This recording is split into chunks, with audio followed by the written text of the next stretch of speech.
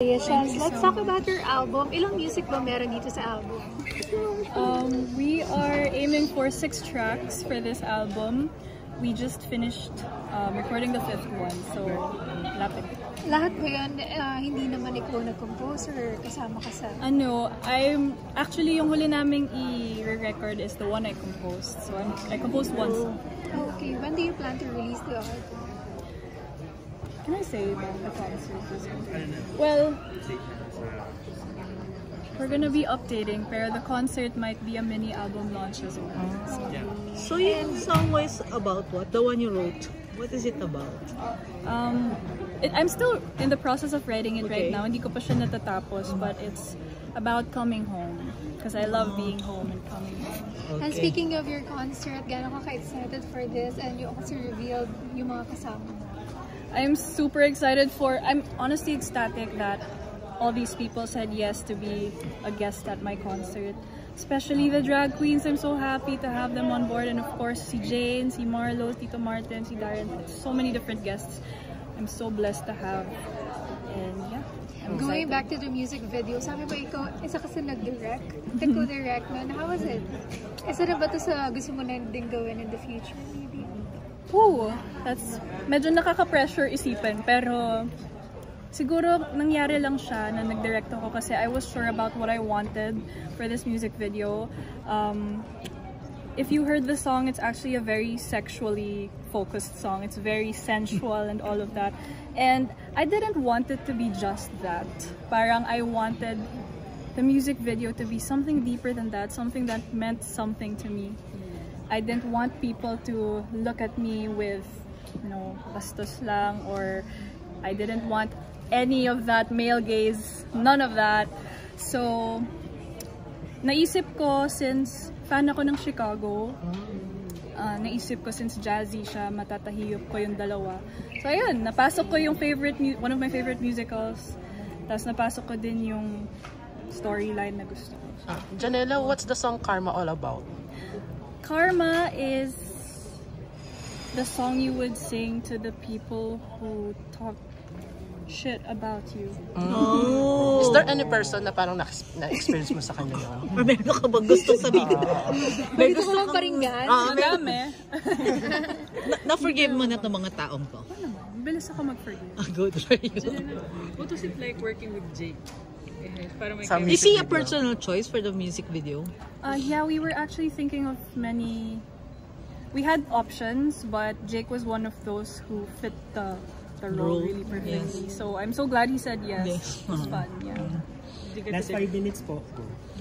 Tapos both your parents are singers. Ano sa tingin mo nakuha mo sa mama mo and sa dad mo sa pagdating sa voice mo? Meron ka rin rock, side? Or feeling ko kaya ko naman siya, pero hindi ko siya hilig na kantahin. Parang I'm not a fan of straining my voice. Yes. But I love, siguro nakuha ko sa kanila yung taste ko sa music, yung musicality ko. Because they're both very good composers then. And of course, they're great performers. So, ito pag-release mo ng music and also the upcoming concert, does this mean hindi ko muna namin makikita mag-act this year or next year ba? Sa teleserye. Pero may movie ka. Ito, actually, Under Parallel Skies is coming out soon, so I guess you guys will still see me act. Teleserye? Teleserye siguro hindi na muna. But, yeah, pahinga muna ako sa TV for now. For this year, maybe. But, probably next year. Janela, speaking of Under Parallel Skies, is there a chance when magka-duet kayo ni Win since he sings also? Abangan nyo na lang sa movie. Manonood ba siya ng concert mo since? Oo, since April 17. Wala, busy din siya, unfortunately. He's only gonna be here, we're gonna be doing promo here in the Philippines for 1 day. So, wala talaga. Pero nasabi niya na you're a better singer dun sa interview. Ano comment mo doon? He's a better model. How was the experience in Hong Kong? Especially, it's your first time to attend an international film awards. It was actually I was very overwhelmed when I was there. Grateful ako na I was able to set foot on something that big and to be the only Filipina in the room. Nakaka-pressure siya, pero at the same time I was just so happy to be there. be promoting our film. Anong ganda na reaction ng mga nakapanood? Yes, especially the Hong Kong people. Talaga. Touch mo about it? Yung napanood mo ni movie for the first time, how was Yeah, it? that was also the first time na napanood ko yung movie. Kamusta? Actually, nakakatawa kasi kahit ako naman yung nandun at alam ko na yung mangyayari, naiyak pa din ako. So yeah. Any updates na nandun sa movie ninyo ni Jane? Nade-delay lang siya ng konti. We have a bit of scheduling issues lang. Pero tuloy pa rin siya. We just haven't continued shooting it. A lot of your female fans look up to you. Tapos parang sinasabi ko yung reason bakit sila na-embrace yung femininity nila or parang nagiging mas confident sila because of you. So, what are your thoughts on that? I think one of the best things in life that we can do is to inspire people by just being who we are. So, I'm very grateful that siguro yun din yung isa sa mga goals ko na maka-inspire ako. Kasi kung nandito tayo sa industry, people can easily just call us. Like, so many people claim to be influencers nowadays, but what influence do we really bring to the people? So, I wish to bring those kinds of influences na ma-empower yung mga women to be more confident and strong and assertive. One last question for TV Patrol. Gano'n ka hands-on dito sa concert? Like when it comes to maybe the choreography, yung pagkakasunod-sunod ng songs?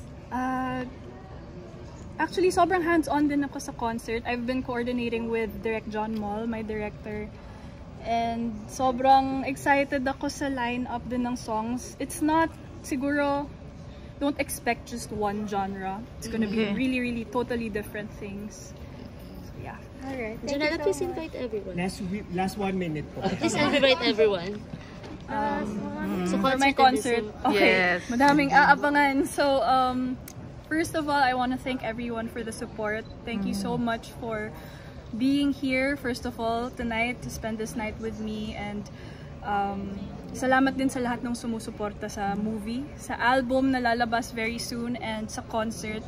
Sana makita ko kayo sa concert sa April 19. It would really be a dream come true to see all of your faces there. Syempre, yung movie din na Under Parallel Skies is coming out on April 17. So I hope you guys tell your friends about it if you're able to watch it. And of course, this will be, if you support this, hindi lang naman to para sa amin, this is hopefully gonna be a good step for Philippine cinema. So let's support local cinema din. One photo lang, Jaya. And please stream Headtone. Yung dad mo ba pupunta sa concert, manood ng concert? Yung dad ko, yeah, I'm inviting him as well. Oh, Thank you. Thank you. Thank you, Janela.